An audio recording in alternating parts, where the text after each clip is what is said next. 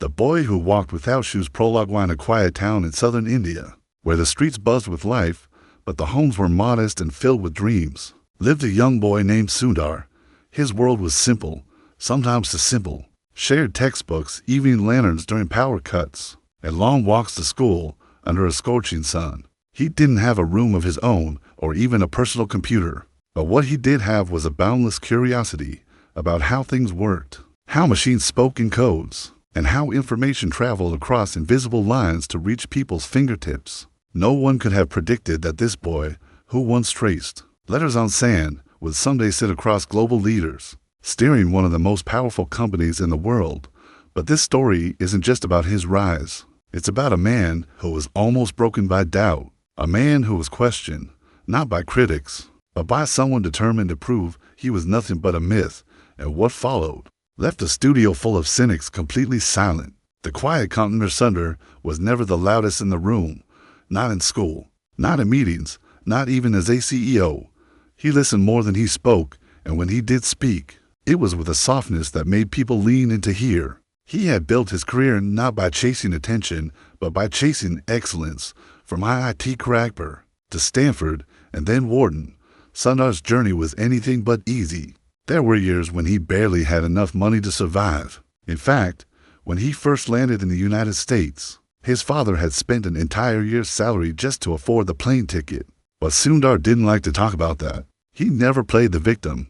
He never painted his past with pity. He wore it like armor, quiet, strong, and unshakable. The interview that wasn't meant to inspire a story truly begins on a foggy morning in San Francisco. A young media producer named Ryan had been chasing viral content. He wanted to make waves. He didn't believe in heroes. To him, stories like Sundar's were corporate fairy tales, exaggerated to keep people dreaming while others made billions. So, when he landed an opportunity to produce an in-depth interview with Sundar Pichai, he saw it as his moment, not to honor Sundar, but to expose him. "I want to show the world that these people aren't real," Ryan had told his crew. "They're marketing machines. Let's peel the curtain." He prepared for days, digging through speeches, comparing inconsistencies, gathering data that could be twisted into doubt. His goal wasn't to inspire, but to deconstruct. What he didn't know was that this mission would change him and everyone in that studio forever. Enter Sundar. Sundar arrived early. No entourage, no ego, just a tall, calm man in a simple suit, carrying a notebook and a quiet smile. Ryan expected arrogance, rehearsed lines, maybe even handlers filtering questions. But Sundar walked in like a professor coming to guest lecture in a college class, humble, approachable, utterly unbothered. He greeted every crew member by name, having memorized them before the session. "Thank you for having me," he said. To the assistant camera operator, whose name tag was half faded, Ryan raised an eyebrow. Acting, he thought. Let's see how long this mask stays on. The first challenge-getting cameras rolled. The lights warmed the stage. Ryan didn't waste time. "Sundar," he began, "do you ever feel like people exaggerate your story? That the world has turned you into a symbol that maybe doesn't match the reality?" There it was, the first shot fired. Sundar didn't flinch. He paused, nodded gently, and replied, "Yes, sometimes I do." Silence. Even the studio crew glanced up. Ryan was taken aback. He hadn't expected agreement. But Sundar continued, "I also understand why stories get polished over time.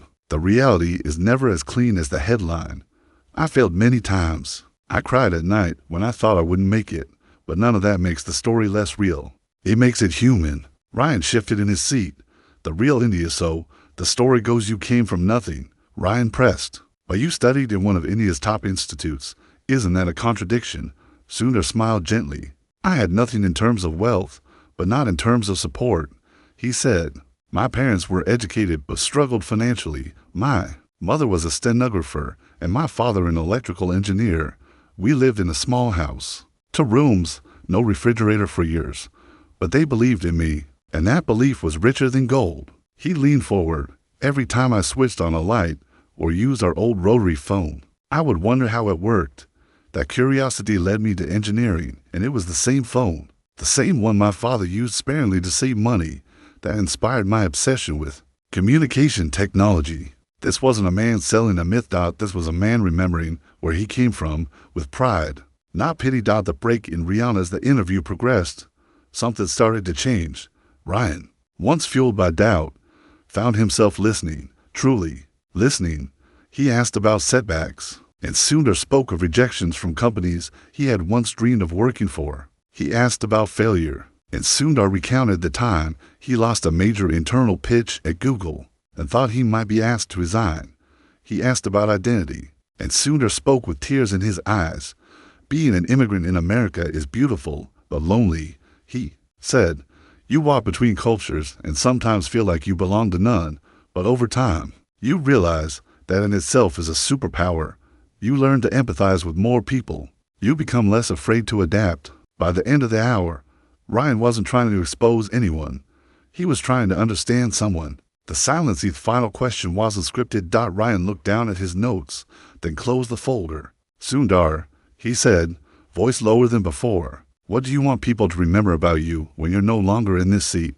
Sundar paused, and what followed left the studio in complete silence. I want them to remember that I listened, that I made space for others, that I believed in ideas, not just profits, and most of all, that I never forgot the boy who walked without shoes but dreamed without limits. No one moved. Even the cameras seemed to hold their breath. The studio, once filled with skepticism, now felt sacred, like a place where truth had been spoken. The aftermath. After the interview, Ryan didn't speak much. He sat alone for a while. Watching the footage, he saw a man who didn't need to defend himself, who didn't need to prove anything. And in that quiet confidence, Ryan found something unexpected. Healing. The next day, he uploaded the interview without edits. No dramatic cuts, no provocative titles, just Sundar Pichai, the quiet leader. The video didn't just go viral. It changed lives. Messages poured in from around the world. Young students in rural villages, single mothers chasing degrees, elderly viewers who finally felt seen. They weren't inspired by power. They were inspired by grace. When the lights go off, the leader stays. The studio where the interview had taken place was no longer just a room with lights and lenses. It had become a space where something intangible had occurred, something unplanned and yet unforgettable. After the final words left Sundar's lips and the camera shutters clicked off, the atmosphere lingered in a strange kind of reverence. The crew, typically quick to pack up and move on, remained in quiet contemplation. Even Ryan, the once cynical producer who had approached the session with an unspoken mission to dismantle an icon, found himself still seated in the interviewer's chair long after Sundar had departed. There was something haunting about honesty when it was shared without fanfare. It exposed not just the speaker, but the listener too. Ryan now saw clearly what he had overlooked in his pursuit of truth, that the most powerful truths are not confrontational, but gentle. They arrive not as explosions, but as quiet understandings that bloom in silence. Sundar hadn't fought back against criticism. He had welcomed it. He hadn't glorified his story. He had humanized it. In doing so, he had managed to do what no amount of facts or footage could. He had turned skepticism into belief. That night, Ryan walked home through the fog of the San Francisco streets, feeling less like a media strategist and more like a student who had just attended a class he wasn't prepared for. He reviewed the raw footage again in his apartment, noticing details that had slipped past him during the live recording. The way Sundar's hands folded gently in his lap, the calm restraint in his tone even when challenged, and above all, the complete absence of defensiveness. He wasn't selling anything. He wasn't acting. He was just being, and somehow, that was more compelling than any rehearsed narrative. In the days that followed, the interview gained traction far beyond what Ryan's team had anticipated. Unlike the clickbait content that often surged and crashed within a few hours, this video grew steadily, like roots digging deeper each day. Teachers played it in classrooms, corporate leaders shared it in boardrooms, immigrant parents forwarded it to their children. Even strangers who had never heard of Sundar Pichai found themselves watching, rewinding, and quietly wiping away tears. The impact wasn't in volume, it was in resonance. Sundar had done more than tell his story. He had reminded people of their own as the view count climbed into the millions. Ryan began receiving emails from people across the world. A 16-year-old girl from Lagos wrote to say she had decided to study computer science. After watching the interview, a retired teacher from Kentucky admitted it made him rethink how he had viewed his immigrant neighbors. A single mother in Indonesia wrote a heartfelt message saying, "I thought I had failed because my children don't have the best clothes or the newest phones. But now I see, if I can raise them to dream, I've given them enough." What startled Ryan the most was how many of these messages didn't mention Sundar's success in terms of money or status. They mentioned his tone, his calm, his values, and his refusal to forget where he came from. People weren't moved because he was powerful. They were moved because he had stayed kind in spite of power. Ryan, once obsessed with deconstructing leaders, now found himself fascinated by how true leaders build others. He began researching Sundar's lesser-known moments, the times when he had quietly championed teams that had failed internally, the instances where he had taken responsibility, even when he could have deflected it, and the countless occasions when he had chosen to elevate others instead of outshining them. One internal Google anecdote stood out to Ryan. Years ago, when the company was going through a particularly tense restructure, a heated debate broke out among executives. Many raised their voices. Some banged tables. But in the middle of it all, Sundar had leaned forward and simply said, "Let's stop trying to be the loudest in the room. Let's try to be the most thoughtful." That single sentence had reportedly calmed the entire team. It wasn't long before other media outlets began requesting interviews with Sundar in the wake of the video's success. But his office declined most of them. When asked why, his spokesperson simply said, "Mr. Pichai believes the story was shared not for publicity, but for purpose. He has nothing to add except actions," and indeed, his actions spoke louder than any headline. Over the next several months, initiatives quietly emerged under his leadership that focused on educational outreach to underfunded schools, mentorship programs for first-generation college students, and expanded tech training for communities that had historically been excluded from the digital revolution. None of these programs carried his name, but those who understood leadership recognized the fingerprint behind the work. One afternoon, months after the interview, Ryan received a package at the studio. Inside was a handwritten note, neatly folded around a book. The note read, "Dear Ryan, thank you for letting the truth stand without editing it. I've always believed stories are only as strong as the intention behind them. I hope this one finds its way to someone who needs it. Best regards, Sundar."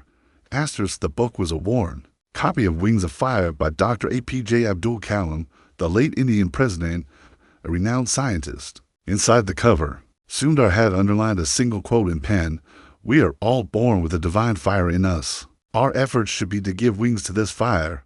Ryan sat with the book on his lap, feeling an unexpected well of emotion. He had begun this project trying to uncover flaws and instead had discovered something purer, intentional humility in an age where leaders often sought to impress through dominance. Here was a man who led through restraint. Sundar Pichai had revealed the radical idea that true greatness doesn't roar, it whispers. That evening, Ryan made a decision. He called a meeting with his production team and told them he wanted to start a new documentary series, not on tech moguls or political giants, but on quiet changemakers, people whose impact outlived their names. The team was surprised. "You mean no more exposes?" one of them asked jokingly. Ryan smiled. "Not if the truth is already brighter than anything I could manufacture." And so, a ripple that began with one conversation, one man, and one story spread outward in widening circles. Schools that had once ignored the power of narrative now held workshops on empathy. Companies that had treated success as a race now began asking what it meant to lead with conscience. And millions of viewers across borders and backgrounds began to believe once again, not just in Sundar Pichai, but in the possibility that kindness, perseverance, and quiet vision could still shape the world. Sundar, for his part, returned to work as usual. He continued to sit in meetings without trying to dominate them. He continued to read voraciously and walk thoughtfully through Google's vast campuses. He continued to send emails to engineers thanking them for unseen efforts, and continued mentoring interns who nervously walked into his office, because in Sundar's world, the lights may go off after the applause, but a true leader remains steady, unseen, and unwavering. The question no one dared to ask months passed since the interview that had moved millions and redefined the public's understanding of what leadership could truly mean. Though Sundar Pichai never once acknowledged the viral impact of his words, the world around him had shifted. The term quiet strength had become something of a modern philosophy in corporate halls and college campuses alike. For once, success was being associated not with bombast or charisma, but with calm discipline, empathy, and integrity, despite the waves his interview had created. Sundar's routine remained largely unchanged. He still arrived early at the office, still attended weekly engineering reviews with teams much younger than him, and still stopped by cafeteria tables unannounced to ask interns what they were building. He didn't seek to be admired. He sought to understand. It was this very habit of observing rather than performing that kept him grounded. His ambition was never for applause, but for impact, and that distinction was something few leaders truly understood. One bright morning, Sundar was invited to give a keynote at a summit titled Digital Dignity, Technology, and the Future of Humanity. The event brought together educators, entrepreneurs, and policymakers from all over the world.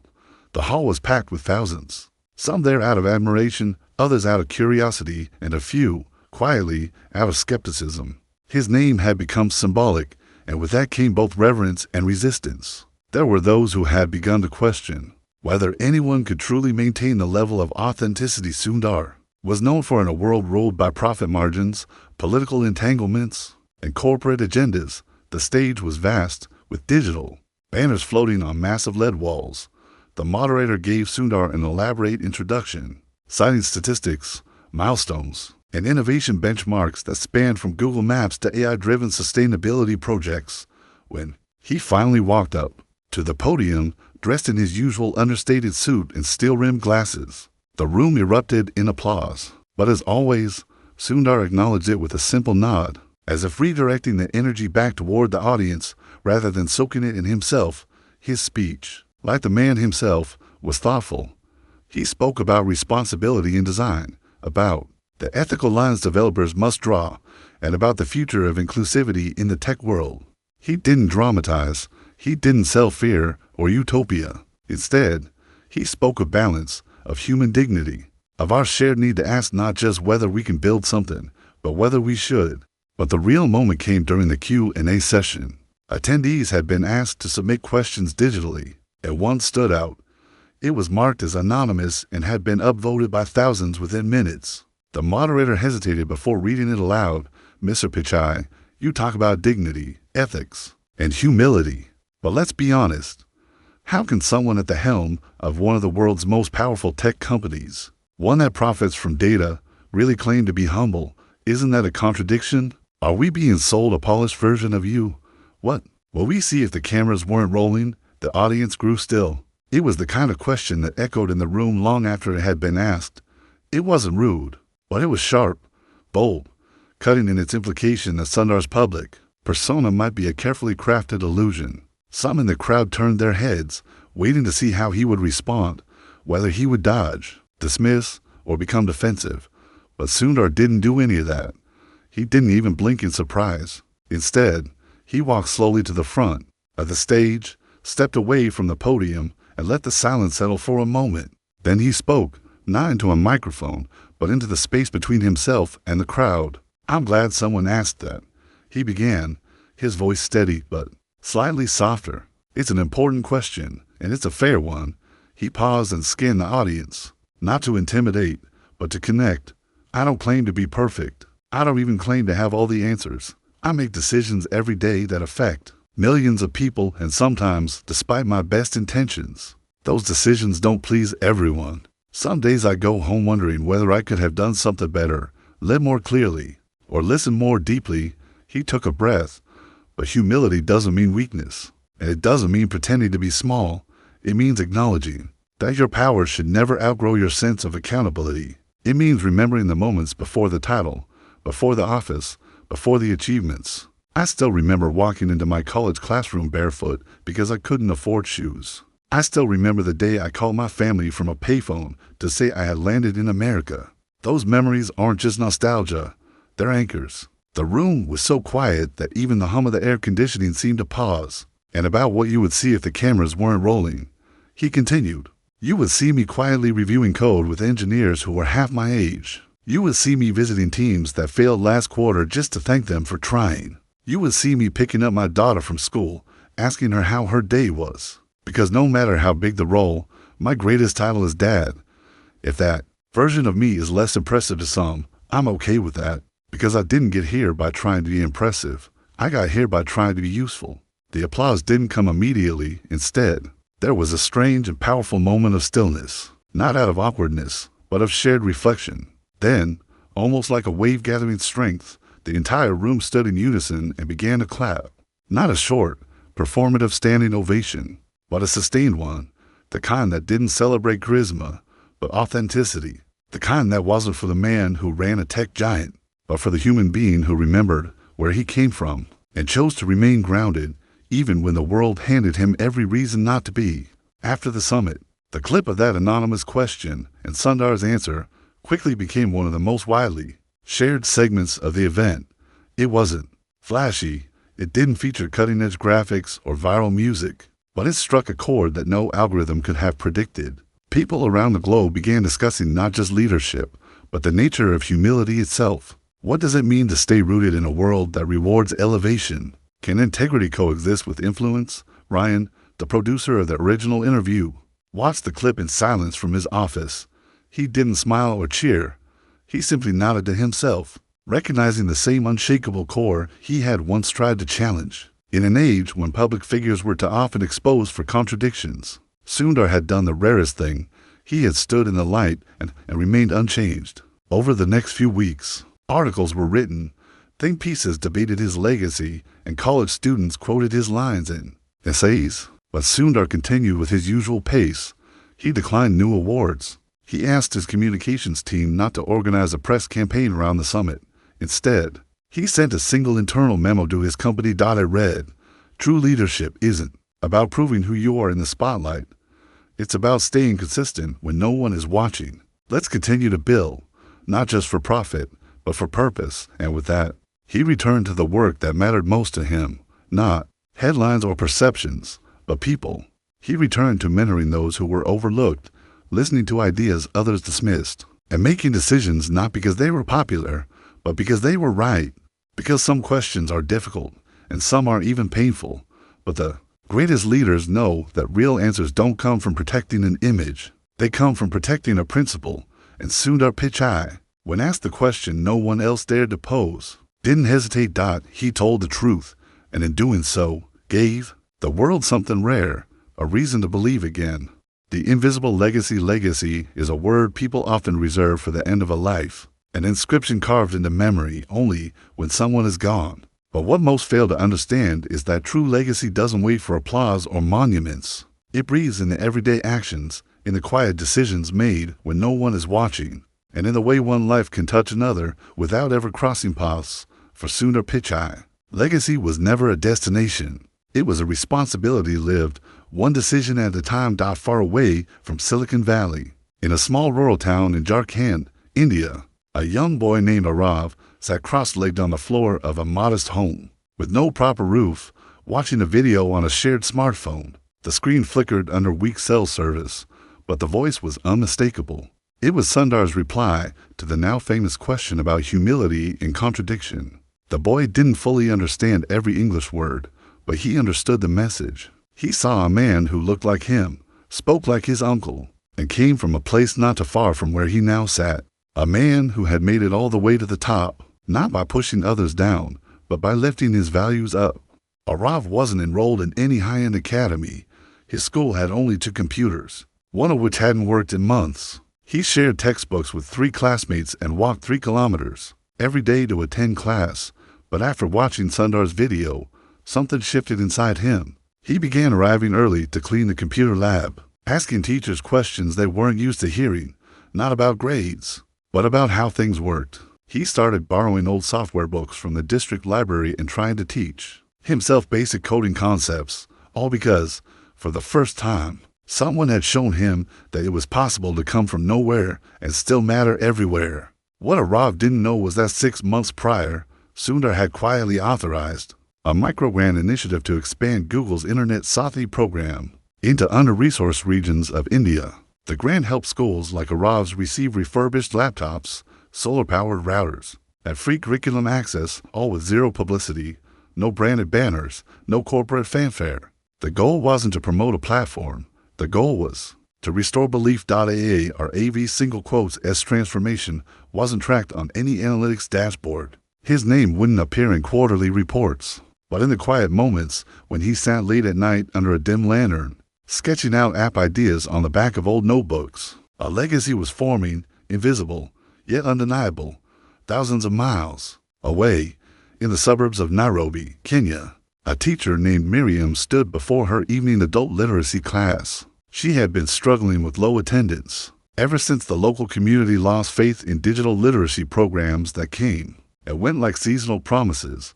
But recently, enrollment had spiked. When she asked why, many of her students mentioned a video they had seen of the Indian man from Google who said that being an immigrant was a superpower, not a shame. It had resonated deeply with people who felt the same kind of cultural displacement every day. Inspired, Miriam wrote to a Google outreach office asking if they could donate old Chromebooks to her adult learners. To her surprise, she received not only equipment, but also access to translated modules designed for non-native English speakers, part of an internal initiative Sundar had quietly funded to make digital education truly inclusive, across age, geography, and background.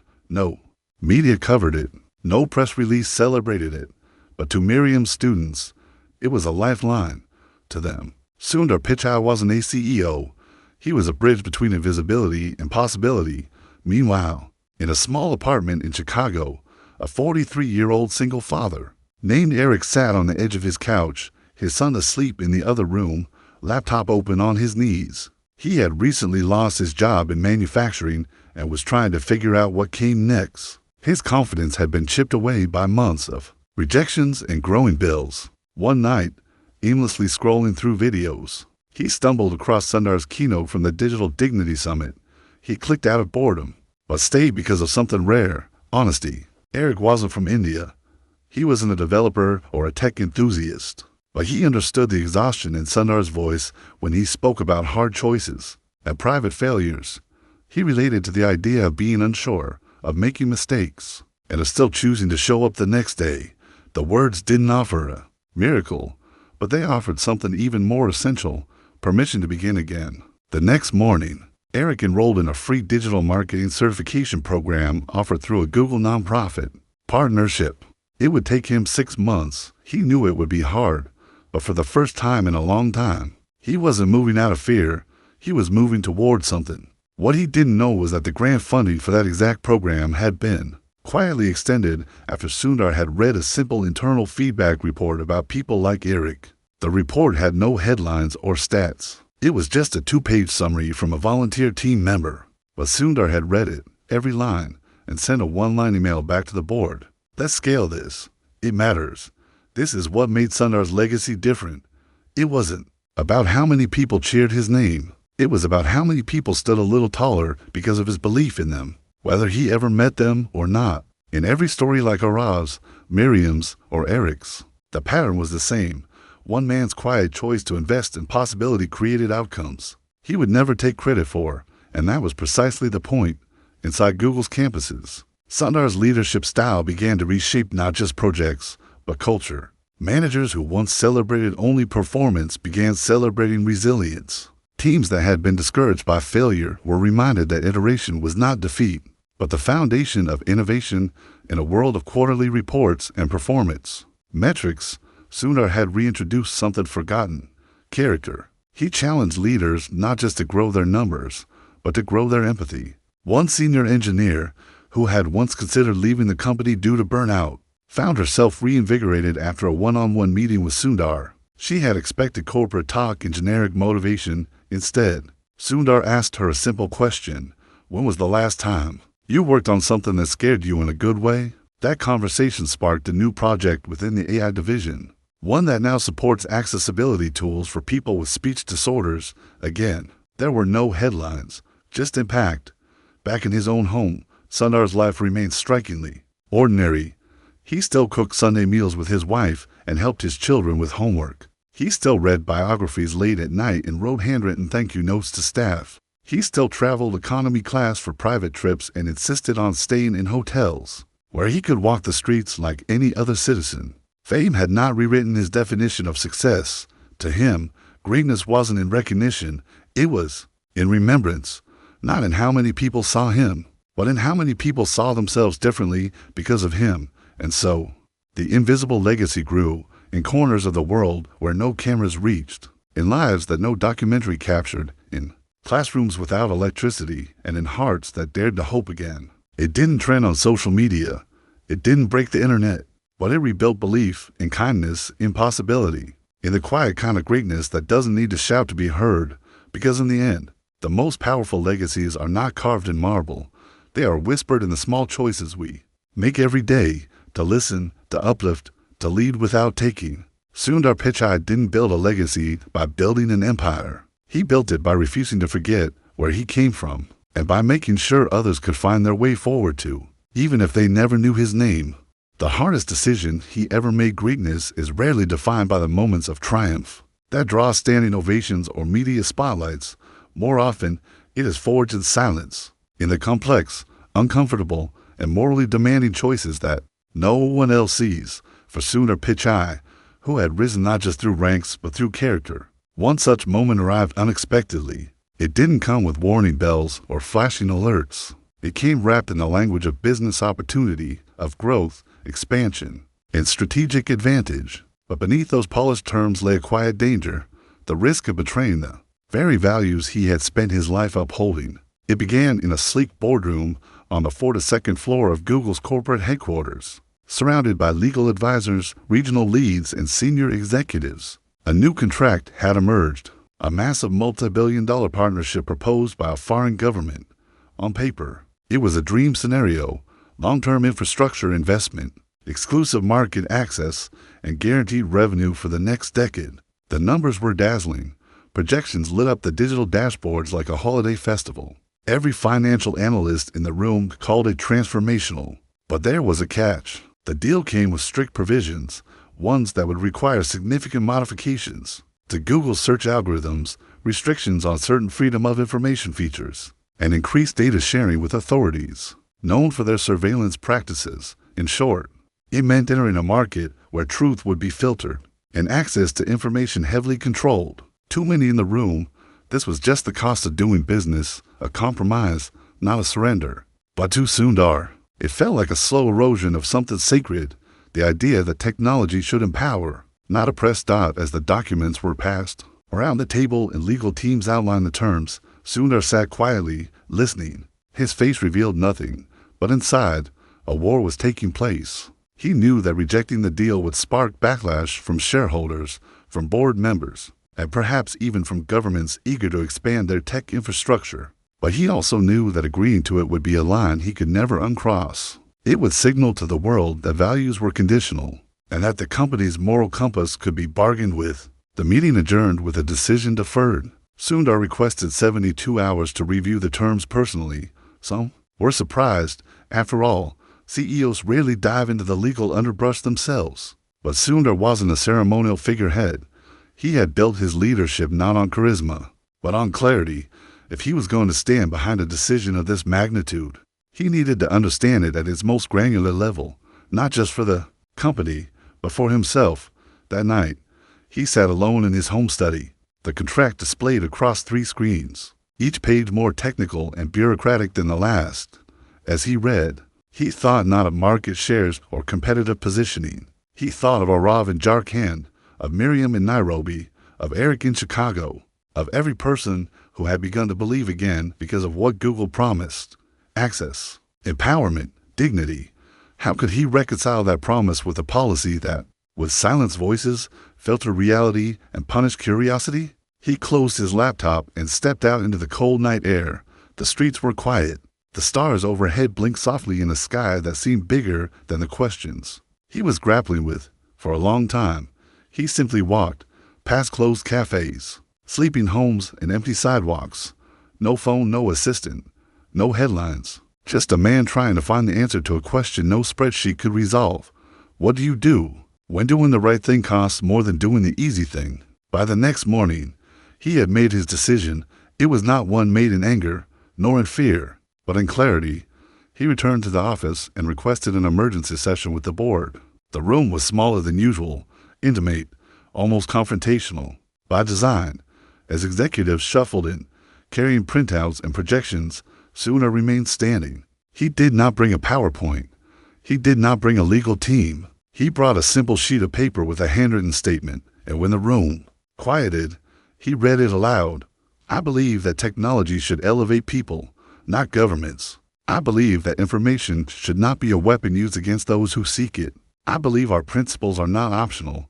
They are our product. If we compromise on those, we are no longer building tools. We are building walls. I cannot approve this deal. Not now. Not ever.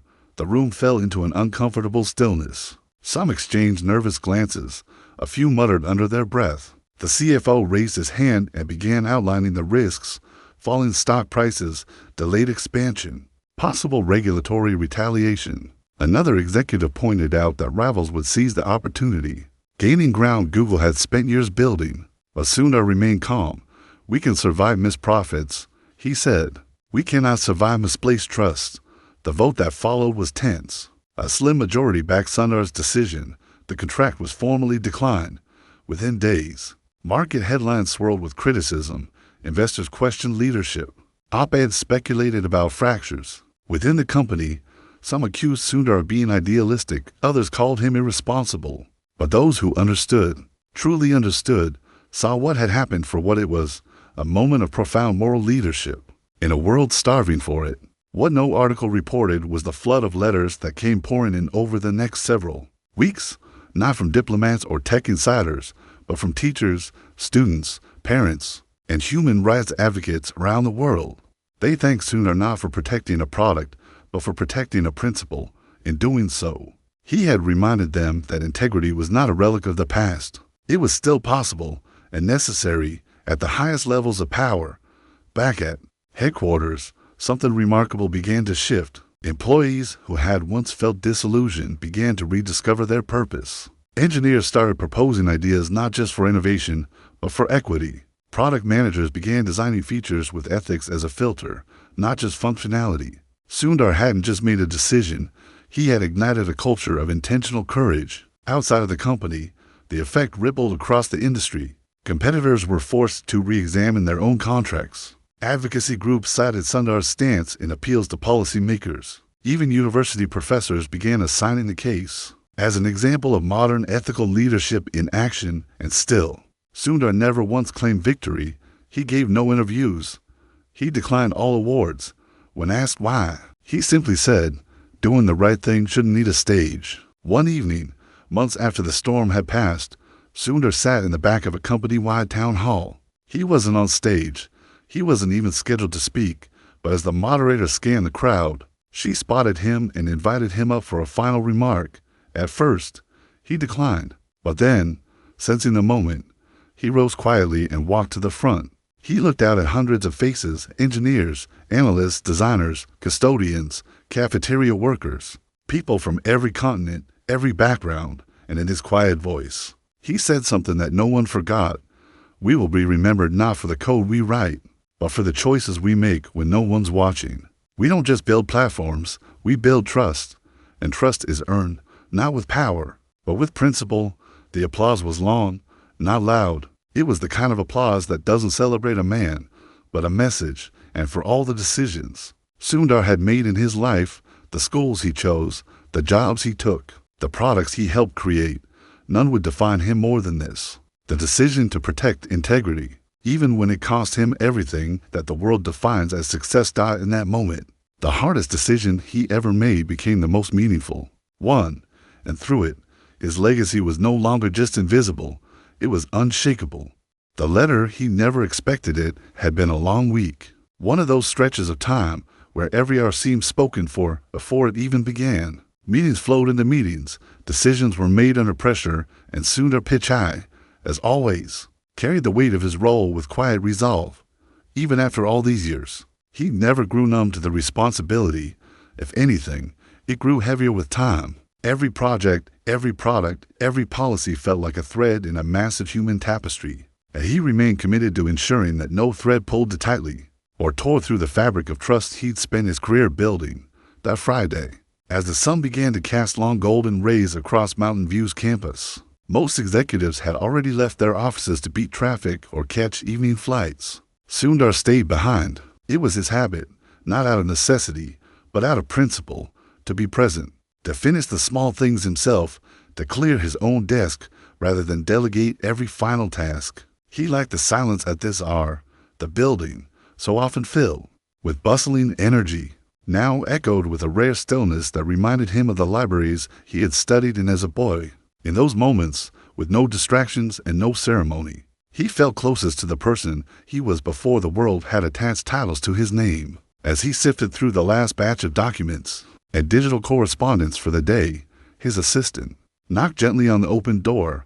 She held an envelope, a physical letter, something increasingly rare in his world of digital efficiency. This came in from the global mailroom, she said. No return address, just said, from Mr. Sundar Pichai. Urgent, but personal, curious, and a bit cautious. He thanked her and set it aside for a moment, but as the room quieted again, he reached for it and carefully broke the seal. The paper was worn, the handwriting elegant but unpolished, the kind of script that had been practiced slowly, with purpose. It was written in a mix of English and Hindi, and as he began to read, Sundar felt something he hadn't felt in a long time. His heart paused, then beat slower, heavier, as if the words were reaching into a part of him long buried under decades of ambition, responsibility, and movement. Dear Mr. Pichai, I do not know if this letter will ever reach you, and if it does, I do not know if you will have time to read it, but I need to write it anyway, because sometimes truth must be shared even if it is never acknowledged. My name is Ananya. I am the daughter of a man you once met in passing, though you never knew it. My father, Raghav, worked as a janitor in the building where you gave your very first product presentation. After joining Google, I was only 6 at the time, but I remember him coming home that night with a strange light in his eyes. He told my mother, "Today I saw a man who reminded me of who I wanted to be when I was younger, not rich, not powerful, but honest and thoughtful." He said you thanked every staff member, including him. As you left the room, he said no one had ever looked at him the way you did, like he was not invisible. That moment changed him. He started taking night classes in IT support. He saved every extra rupee to buy me my first used laptop. He said, if someone like Sundar can come from a place like ours and still stay humble, then maybe we can do something too. He told me never to chase titles, but to chase understanding. That lesson guided my whole life. I am writing to you now because my father passed away 3 months ago. His heart failed unexpectedly.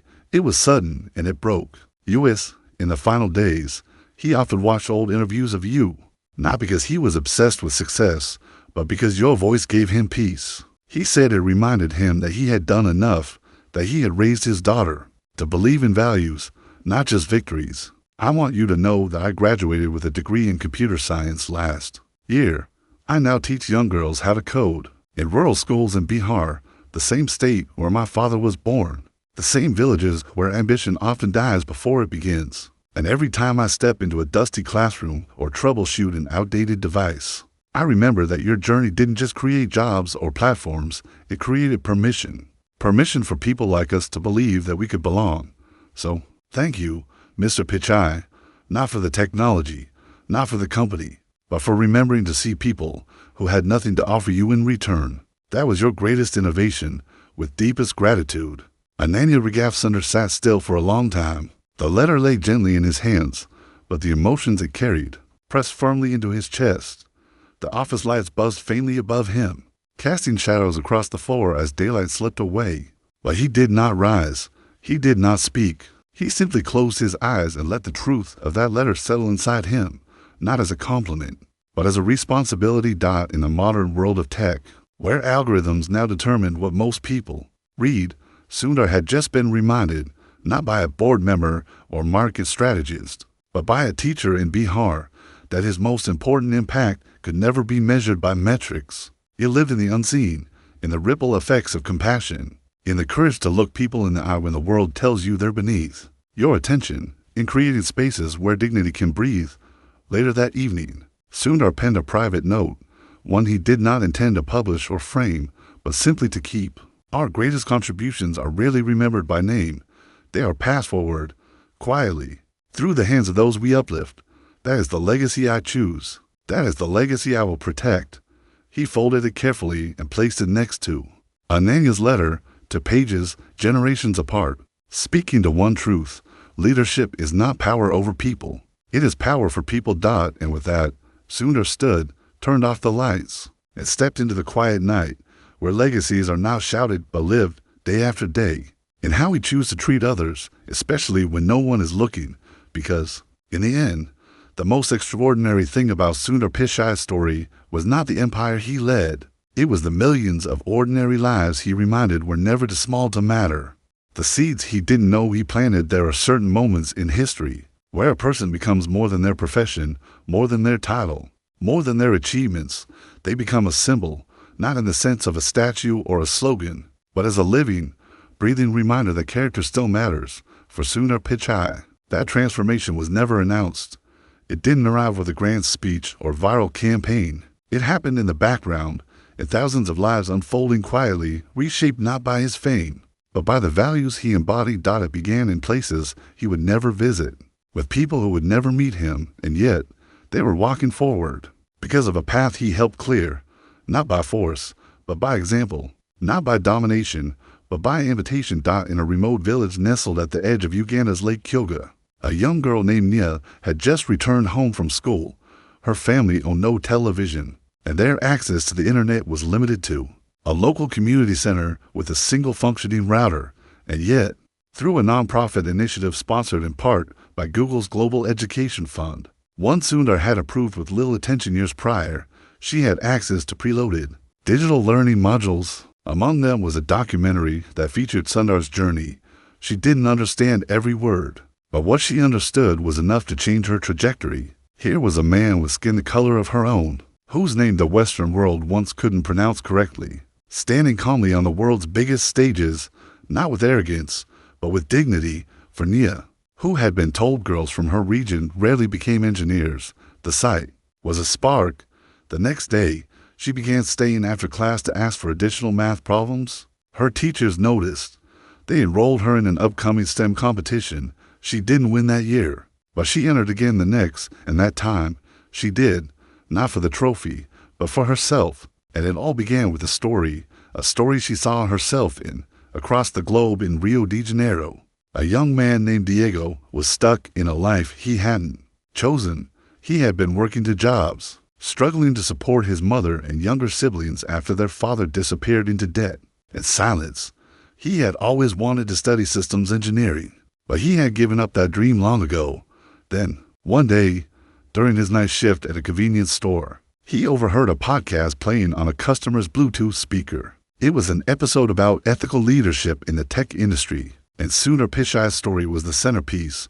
Diego didn't know who Sundar was before that, but what captured him was not the resume. It was the part where Sundar chose principle over profit, walked away from $1 billion deal to protect user rights. Diego had never heard of a leader choosing to lose for the sake of integrity. That night, after his shift ended, he went home and wrote down one sentence in his notebook: character is a kind of wealth too. The next month, Diego applied for a free online course in network administration, one he had seen advertised on a community board supported by Google's outreach division. It was hard. He failed his first 2 assessments, but something had changed in him. He kept going, and eventually, he completed the course, received a certificate, and was offered an internship at a small tech company in Sao Paulo. When asked in the interview why he didn't give up, he answered without hesitation: because someone proved that it's okay to protect what's right, even if it means walking away from what's easy. In Jordan, an aid worker helping Syrian refugees taught teenage girls how to navigate digital tools for remote learning. Many of the girls had never used computers before. Some barely spoke.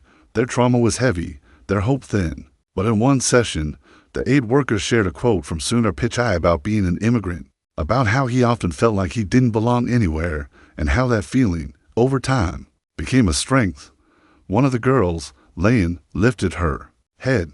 She later told her instructor, "I thought I was lost because I have no home, but maybe I can be useful anywhere. Maybe that's my gift." The stories multiplied, quietly, consistently, like seeds scattered across the globe, taking root in soil that had long been starved of inspiration, not celebrity inspiration, not fantasy or fiction, but real, flawed, quiet strength. These people didn't follow Sundar because he was famous. They followed him because he was still human, because he made it okay to be unsure, okay to be soft-spoken, okay to rise slowly. In a world that glorified dominance, he made it okay to lead with restraint. Back at Google's headquarters, Sundar had no idea of these stories. He didn't track them, didn't request reports about how many lives his decisions had changed. His calendar remained full of strategy sessions, product reviews, and policy discussions. But every so often, a colleague would forward him a message, a thank you note from a rural teacher, a photo of a child holding her first laptop, or a letter from someone who said, "Because of you, I didn't give up." He would read them, silently, sometimes placing them in a small wooden box in his office, a box he never talked about, a box that reminded him why he kept showing up. What set Sundar apart wasn't just what he did, it was what he refused to do. He refused to exploit fear to drive engagement. He refused to amplify noise just to stay relevant. He refused to betray his beginnings, no matter how far he rose. And most importantly, he refused to let the world convince him that kindness had no place in leadership. Years passed, and inevitably, people began to wonder about succession. Who would take over after Sundar? Would the next generation follow the same compass? Internally, many young employees began forming what they quietly called the Pichai Circle. Not a formal group, but a culture, a mindset, passed on not through memos, but through mentorship. These were engineers, product designers, policy advisors who had grown up watching Sundar choose humanity over optics. They began mirroring those values in their own leadership, refusing to cut ethical corners, slowing down to hear dissenting voices, inviting diverse thinkers into conversations where they had once been excluded. This was Sundar's true legacy, a generation of leaders raised not to mimic his success, but to emulate his substance. One afternoon, as Sundar sat in a rare moment of quiet in the office garden, a young intern approached him nervously. She had been working on a pilot project involving accessibility software for elderly users. She stammered a bit as she introduced herself, then asked a question that many had wanted to ask, but few had the courage to voice. "Sir, how did you stay so grounded with all the noise, the expectations, the power? How did you not lose yourself?" Sundar smiled gently, gestured for her to sit, and replied, "Because I made a decision early on that the person I was before all this deserved to survive it." He didn't elaborate. He didn't lecture. He just let that truth sit between them, like sunlight through leaves, quiet, warm, unshakable. And so, the man who began his journey tracing diagrams in borrowed textbooks and walking barefoot to school, who once flew across the world on a plane his father could barely afford, had, without ever chasing glory, become a global gardener of dignity, planting belief, integrity, and possibility in places he would never see, in people he would never know, in futures that were now blooming quietly, irreversibly, and beautifully. Because greatness is not about being remembered. It's about being felt. And long after Sundar Pichai leaves the office, long after the accolades fade and the systems evolve, the world will still feel him. In every classroom where a girl dares to dream, in every workplace where quiet voices are heard, and in every decision where someone chooses what is right over what is easy, simply because someone once showed them it was possible.